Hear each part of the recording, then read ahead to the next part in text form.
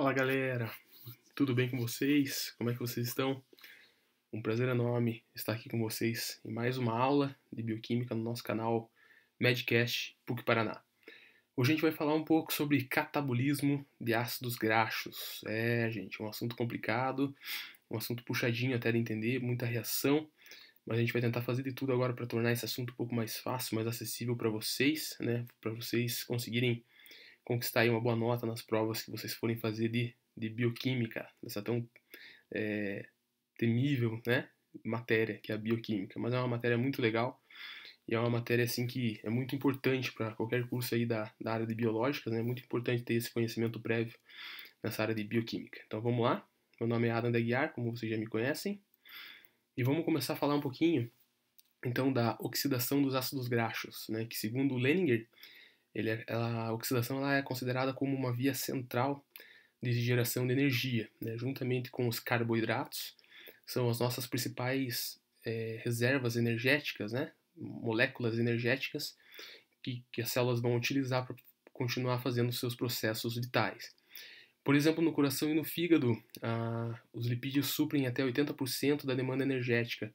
Sempre lembrando que o coração e o fígado são órgãos metabolicamente muito ativos e acabam utilizando muita energia. Então, eles precisam de algo que supra isso, né, essa demanda, e os lipídios são uma boa forma de energia que eles podem usar. A beta-oxidação ela apresenta, na verdade, 4 etapas, e a gente vai abordar um pouquinho sobre elas daqui a pouco. Então, os ácidos graxos nessas vias, né, eles acabam se tornando em moléculas de acetil-CoA. Acetil-CoA, sempre lembrando que é uma molécula constituída por 2 carbonos, então a gente vai ter os ácidos graxos sendo clivados de 2 em 2, produzindo moléculas de acetil-CoA. Mas primeiro a gente tem que abordar como que eles são absorvidos, mobilizados, transportados, que são assuntos assim que caem muito nas provas de bioquímica. Então vamos lá. Nós temos então a obtenção de gordura pela célula de diferentes maneiras. Por exemplo, a dieta, eu posso tirar a gordura também dos meus estoques, que é no tecido adiposo, né, dentro das células conhecidas como adipócitos, e também posso sintetizar a gordura através da síntese endógena que ocorre no fígado. Nós temos a absorção então de gorduras no intestino delgado, conforme a gente vai ver daqui a pouco. Nós temos que converter partículas macroscópicas de gordura, que são insolúveis, em micelas mistas, né, que são moléculas microscópicas dispersas, que o nosso organismo é capaz de absorver. A gente vai estudar um pouquinho mais sobre isso daqui a pouco. Nós temos também os sais biliares, que é constituído pelo colesterol também. Ué, mas Adam, o colesterol não é um lipídio? Mas na bile ele acaba funcionando como um tipo de composto anfipático, ou seja, ele é tanto hidrofóbico como hidrofílico. Então isso faz com que as gorduras elas fiquem, entre aspas, diluídas ali naquele material e a gente consiga absorver. Então, a bile é considerada nosso detergente biológico, segundo as palavras do Leninger. Então vamos estudar um pouquinho aqui como que ocorre a absorção dos lipídios. Eu vou com o mouse aqui para ficar mais fácil. Então no intestino nós temos o triacilglicerol, né? O triacilglicerol ele vai sofrer a ação então da bile e vai ser convertido em diacilglicerol, monocilglicerol, glicerol e ácidos graxos, né? São compostos menores através dessa parte de emulsificação da bile. Aqui vai acontecer uma coisa interessante. Então quando a gente quebra esse triacilglicerol, a gente vai absorver esse material e vai juntar com apoproteínas, aqui ele colocou como exemplo a ApoC2, e a gente vai juntar esse material reconvertendo-o em triacilglicerol. Então a gente tem a primeira conversão aqui de triacilglicerol em ácido graxo, depois ácido graxo em triacilglicerol. Então isso vai ser unido, né, a uma apoproteína e vai formar uma lipoproteína que nós temos chamadas quilomicron, né, quilomicron que acaba levando para a circulação sanguínea uma grande quantidade de TAG e ácidos graxos. Então esses ácidos graxos eles são incorporados ao quilomicron. O quilomicron ele vai pegar a circulação linfática, depois vai entrar em veia subclávia esquerda, chegando na circulação sanguínea. A partir da circulação, esse quilomicron ele vai entregar o seu material lipídico para as células que estejam necessitando desses lipídios. Aqui é importante lembrar que o quilomicron, pela apoproteína, A importância dessa apoproteína é que o quilomicron vai ser reconhecido, então, pela lipase lipoproteica e o material do quilomicron vai passar para dentro da célula através do reconhecimento dessa lipase lipoproteica. Ela vai clivar esses lipídios, então, convertendo-os novamente em ácidos graxos, que está representado aqui, diacil, monocil, glicerol e glicerol. Aqui, novamente, os ácidos graxos eles podem ser rearmazenados, né? Eles podem ser armazenados no tecido adiposo, caso seja o tecido adiposo aqui, ou eles podem também ser oxidados pelas células segundo a demanda energética da célula. Então, nada mais é do que um processo de conversão e reconversão de TAG em ácido graxo. Então, beleza, gente. Aqui nós temos um exemplo de uma lipoproteína. A lipoproteína é constituída basicamente por lipídio e pelas apoproteínas. Apo, o prefixo, significa separado, né? Então, a proteína separada. Então, corresponde só à porção proteica da lipoproteína. Aqui eles deram um zoom, né, na imagem, então a gente consegue ver a membrana, que tem colesterol. Esse colesterol aqui ele vai dar a conformação, né, da membrana, ele vai diminuir um pouco essa fluidez, então vai deixar a membrana um pouco mais rígida. E aqui a gente vai ter, então, dentro da molécula, os triacilgliceróis, né, os ésteres de colesterol, fosfolipídio e colesterol.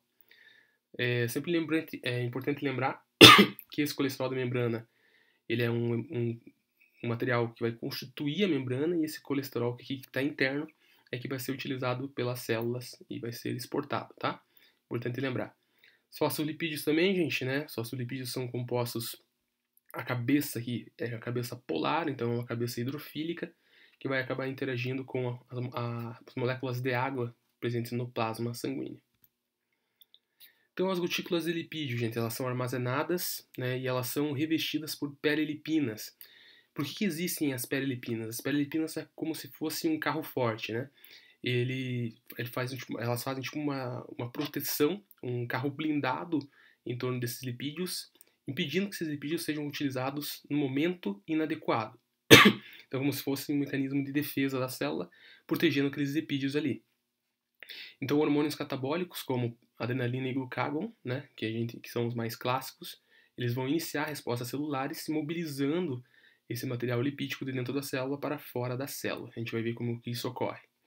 Então, os ácidos graxos eles são liberados e ligam-se a uma famosa proteína plasmática, a nossa albumina, que é uma proteína plasmática solúvel, né? E ela consegue se ligar até mais ou menos 10 moléculas de ácido graxo, segundo Langer, tá? Importante lembrar isso. Então aqui vamos com calma. Sei que quando a gente vê essa figura aí dá um desespero, mas na verdade as figuras elas ajudam a gente a entender o conteúdo, né? Às vezes mais fácil do que um texto. Então vamos analisar o que está acontecendo aqui para a gente saber como que ocorre essa mobilização de ácidos graxos. Então vamos com calma. Então eu tenho aqui o glucagon, como a gente pode ver, um hormônio catabólico. Ele vai ativar uma proteína G, nesse caso uma proteína GS, S de stimulant, tá, gente, do inglês. E essa proteína GS vai ativar a adenilatossiclase. Ativando a adenilatossiclase, nós vamos ter a conversão do ATP em AMP cíclico. O AMP cíclico ele vai ativar uma proteína quinase dependente de AMP cíclico, a PKA. A PKA ela tem duas funções dentro das células. A primeira, ela vai fosforilar, então, as perilipinas, aquele carro forte, né, que está ao redor das moléculas de gordura. Esse fosfato é como se a molécula adquirisse um peso, né? Então, esse fosfato é como se fosse uma âncora que acaba pesando aqui nas moléculas de perilipina, e isso faz com que elas caiam e abram um espaço, né? A outra função da PKA, então, é ativar a lipase sensível ao hormônio, ou lipase hormônio sensível, que vai, ativada, né? Ela vai entrar, então, nesses espaços deixados pelas perilipinas que caíram devido ao fosfato. Essa lipase ela vai entrar e vai mobilizar esse triacilglicerol de novo em ácidos graxos. Os ácidos graxos vão entrar na corrente sanguínea, vão se ligar à albumina, e pela albumina eles vão se disseminar pelo sistema sanguíneo, fornecendo esse material lipídico, então, para as células poderem utilizar, gente. Então, é importante lembrar isso, tá? Então, é assim que ocorre a parte de mobilização das gorduras que estão armazenadas. Então, nós temos as enzimas oxidativas, das enzimas da beta-oxidação propriamente dita, que estão nas mitocôndrias. Os ácidos graxos, de até 12 carbonos, não necessitam de transportadores específicos, eles conseguem entrar na mitocôndria, né, pela membrana externa e interna sem um tipo de transportador. Porém, ácidos graxos com 14 carbonos ou mais, aí sim vão precisar de transportador específico e vão acabar necessitando de 3 reações enzimáticas conhecidas como o ciclo da carnitina. É uma reação muito legal, é uma das coisas mais bonitas que eu conheço da bioquímica, e a gente vai falar um pouquinho sobre ela daqui a pouco. A primeira enzima que atua então é a acetil-CoA sintetase, que vai fazer com que tenha uma ativação do meu ácido graxo que está na célula. Normalmente o ácido graxo ele é um composto estável, então a acetil-CoA sintetase vai colocar um acil no ácido graxo, vai colocar um CoA no ácido graxo, e esse CoA ele vai desestabilizar a molécula. Então a molécula vai ficar instável, propensa a sofrer algum tipo de reação, né? Então ela vai ser oxidada mais facilmente, tá, gente? Então aqui a gente tem o esquema do ciclo da carnitina. Então aqui a gente vê que o ácido graxo já está com o CoA, né? Então o ácido graxo ele já está ativado, já passou pela primeira etapa, né? Então ela já está ativado e já está pronto para entrar pela membrana mitocondrial externa. Então a primeira etapa que ocorre aqui é o seguinte, né? Na membrana mitocondrial externa nós temos a CAT1, que é a carnitina aciltransferase 1. Ela vai pegar, então ela vai clivar essa molécula de CoA, ela vai tirar essa molécula do meu sistema e vai colocar uma carnitina. Por quê? Porque a carnitina é reconhecida pela CAT e ela consegue levar então o ácido graxo de fora da mitocôndria para dentro da mitocôndria. Passando aqui pela CAT1, o ácido graxo passa também pelo transportador acilcarnitina-carnitina. Ele entra e aqui dentro ele vai encontrar a CAT2. A CAT2, o que ela vai fazer? Ela vai retirar a carnitina que foi colocada pela CAT1. Então ela tira a carnitina e coloca o CoA de novo. Por que ela coloca o CoA? Porque o CoA vai desestabilizar novamente a minha molécula e vai permitir com que essa molécula ela possa ser oxidada pela célula. Então, a partir do momento que o ácido graxo entrou na mitocôndria, é muito provável que ele vai ser oxidado, vai virar energia. Então, só recapitulando brevemente, nós temos um ácido graxo com o CoA, a CAT1 tira o CoA, coloca a carnitina, passa pelo transportador acilcarnitina-carnitina, e aqui na CAT2 ela vai tirar o CoA, ela vai tirar a carnitina, perdão, e vai colocar o CoA novamente. Então é um ciclo muito legal para você fazer com que o ácido graxo consiga entrar na célula, sendo reconhecido pela molécula de carnitina, gente. Então, oxidação de ácidos graxos. A primeira etapa, então, nós vamos ter a beta-oxidação, né, na matriz mitocondrial, com a formação de moléculas de acetil-CoA. Em um segundo momento, esse acetil-CoA vai acabar entrando no ciclo do ácido cítrico, na matriz mitocondrial, também conhecido como ciclo de Krebs, e vai produzir as moléculas de NAD, né, NAD e FAD, e essas moléculas NAD e FAD, NADH e FADH2, vão liberar os seus elétrons na cadeia transportadora de elétrons, né? E isso vai permitir com que tenha a produção de ATP por uma ATP sintetase, certo? Essa é uma outra aula que a gente vai fazer para vocês.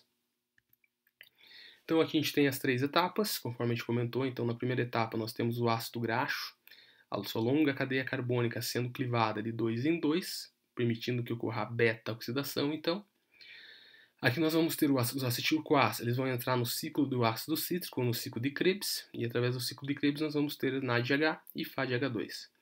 Uma molécula de NADH produz em torno de 2,5 ATPs e uma de FAD produz em torno de 1,5 ATP. Após isso, esses elétrons são liberados então na cadeia transportadora e eu vou ter a síntese do meu ATP, da minha molécula energética.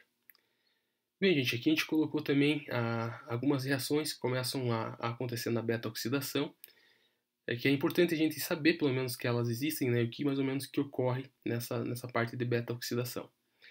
Então, a primeira etapa, na verdade, antes de eu clivar o meu acetil-CoA, a gente vai ter a ação, então, da acil-CoA desidrogenase, gente. Então, a gente vai ter a retirada de hidrogênios do meu sistema, e esses hidrogênios eles são liberados para o FAD. Então, nós vamos ter a formação do FADH2, tá?